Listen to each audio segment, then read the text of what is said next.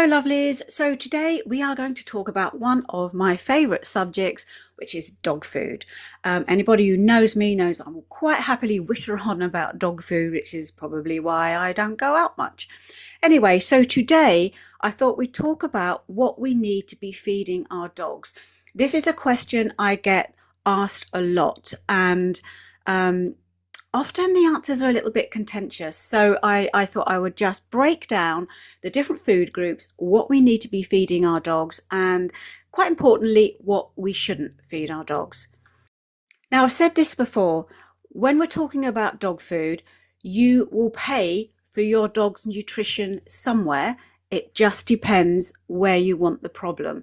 And what I mean by that is you can feed your dog a cheap, unbalanced diet now and then pay with medical problems and heartbreak as your dog ages, or you can put your time and effort into making sure that your dog is fed a tip-top diet now, and then as your dog ages, they will go into a much happier and healthier senior years. Now, one of the things that people often get wrong about their dog food, and I hear this a lot in our Positive Chihuahua training group, is, well, my dog loves it. Now, because your dog loves it is really not a measurement of whether that's a good dog food or not, because dogs are naturally designed, they're scavengers. They are programmed to scavenge for food. They will eat poo, they lick their bums, they will scavenging old food off the ground. So my dog loves it probably isn't the measure that should guide us about what we're feeding our dog, because pretty much most dogs are food orientated. I know a few can be a bit picky, but most dogs are fairly food orientated and they love everything. If Minnie found an old burger on the floor that had been there for days, she would think she'd died and gone to heaven. So the fact that your dog loves it is not a measure by which to decide what to feed your dog. Dog food companies can make consumers feel that feeding a dog is really, really complicated and it has to be left to the experts. Now, the truth is there's very little meaningful regulation around the production of dog food. So just because it's in a bag and it's got a nice sciencey picture on the front doesn't necessarily mean that is a really good quality dog food. And quite often, or not quite often, but sometimes dog food that is actually quite expensive is really only meeting the minimum requirements, nutritional requirements that is required by law or required by the standards. So when you are buying your dog food, one, you need to be pretty much on the ball and you need to understand your dog food labels. Now, food is separated into 4 categories, and there's 3 of them that are really going to apply to us. Category number 1 is an unprocessed or natural food that's obtained directly from the plant or animals and undergo little alteration following their removal from nature. So minimally processed foods are natural foods that have obviously been cleaned, had any unedible bits removed from them, and they might have been ground or dried or pasteurized. But apart from that, they don't have a load of stuff added to them. Number 2 is chefery, so it's like ingredients for chefs, so that doesn't really apply to us. Number 3 is our processed foods, that are products that are manufactured by industry with the use of salt, sugar and other substances being added to foods from category number 1. But importantly, foods in a group 3, although they are being produced by manufacturers, they are still recognizable. You can still recognize them as of where they come from the original food group. Food that comes into category 4 are our ultra processed foods. Okay, so these are foods that are produced by industry and use industrial formulations, normally contain ingredients that are not available to the consumer. These foods often don't look like or bear any relevance to the original food that they came from. So when we're talking about dog food, we're probably talking about dried food, kibble based foods. Okay, so they would be your ultra processed foods. So there's a whole range of different foods that are available for us to take our choice from. We can choose from tin food, from dry food, which is generally referred to as kibble. There is raw, there's freeze dried raw, and fresh cooked food, which tends to come in a delivery service. And obviously there is the option to home cook or home produced raw. So I'm going to go through what it is the nitty gritty of what we actually need to be feeding our dogs in order for them to be live long, healthy and disease free lives. So first of all, let's talk about fats. Okay, fat quite often makes people panic and they worry about feeding fat to their dog, but dogs need fat in their diet. They need healthy fats in their diet exactly the same way humans do. Fat is absolutely essential for brain function, for skin, coat, and it plays a really important part when it comes down to absorbing certain nutrients and producing hormones. So fat is a really essential part of your dog's diet. Dogs are designed to get their energy from fat, not carbs. So when we have a dog that is a little bit overweight, quite often owners go, oh, I need to feed my dog a low-fat diet. That's not what we need to do. If your dog is overweight, and we have a video on how to deal with a chubby chi-chi, because they are quite easy to overfeed, it's quite often the carb load that you need, the amount of food that you're feeding them, plus the carb load that needs to be reduced, not the fats. Healthy fats are absolutely essential as a part of our dog's diet. So what your dog doesn't need to eat are oxidized rancid fats. These are the fats that have been heated to a very high temperature or left open to the air.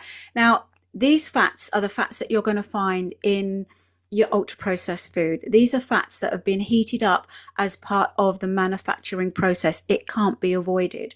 Now, these fats aren't just not good for your dog, they're actually bad for your dog. They will go rampaging around the body, causing all sorts of harm. So we want to avoid anything that is going to introduce rancid fat into our dog's diet. Protein. So dogs need a range of different proteins that come from a variety of different sources. A good range of proteins will include muscle meat, organ meat, offal, fish, eggs.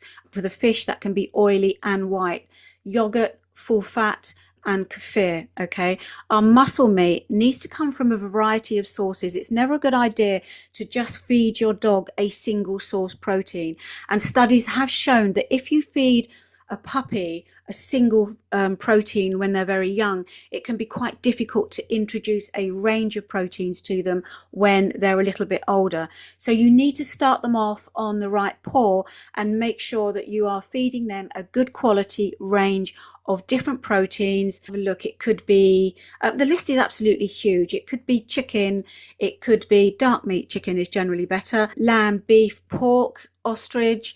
There's all sorts of proteins that are entirely suitable.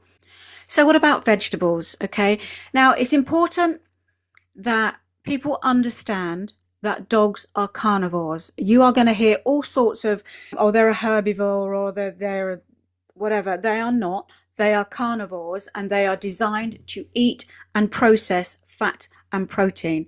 But they have omnivorous abilities, and veggies do play a part in their diet, okay, but in the correct proportion.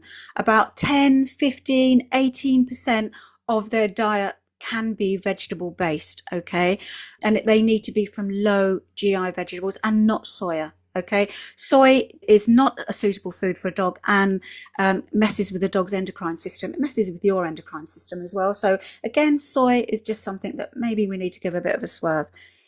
Now, so vegetables do play an important part in our dog's diet. They can be beneficial, but a dog is not to be fed a vegetarian diet, okay? Because So much of what they actually need in order to function comes from meat and fat, that just feeding them vegetables is not going to meet that profile.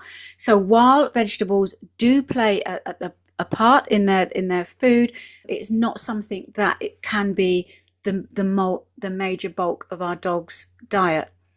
If you're home cooking and we are going to feed vegetables to our dog, they need to be crushed or slightly cooked, maybe steamed. And this is because dogs lack the enzymes and the jaw action to break the cellulose in the fibers of the vegetables down.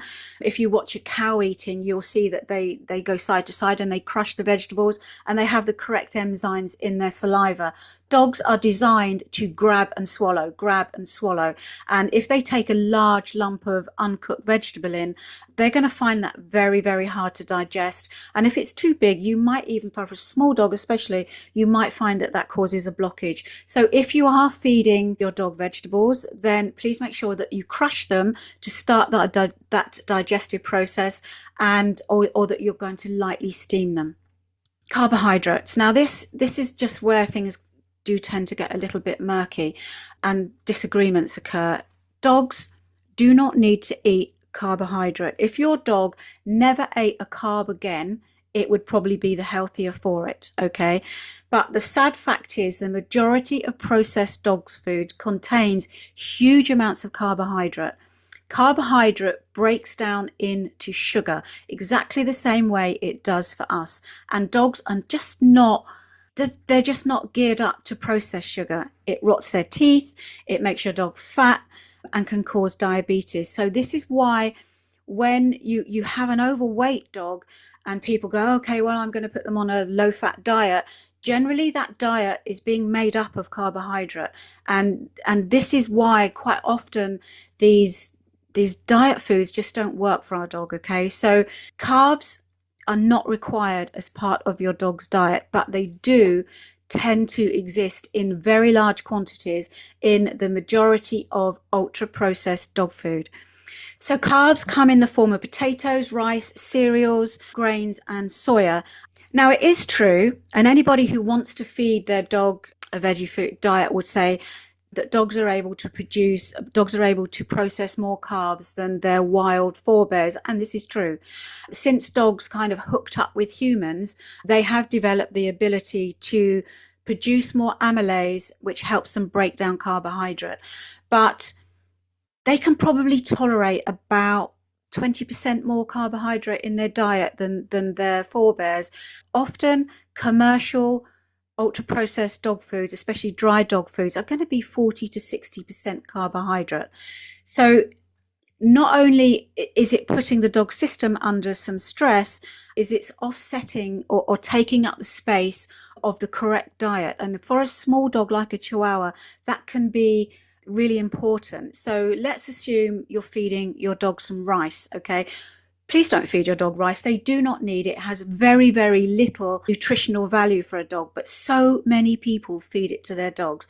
But if you take a small Chihuahua, like let's take Macy, for instance. She gets her two main meals. She gets a snack in the middle of the day as well, but her two main meals are 45 grams of food for each meal. If I was to take a tablespoon or even a teaspoon, which looks nothing to a human, by ratio, that's quite a large chunk of the correct diet, being the fat and the protein, being taken out of her daily food allowance and being replaced with rice, which is a carbohydrate and that has very little nutritional value for her.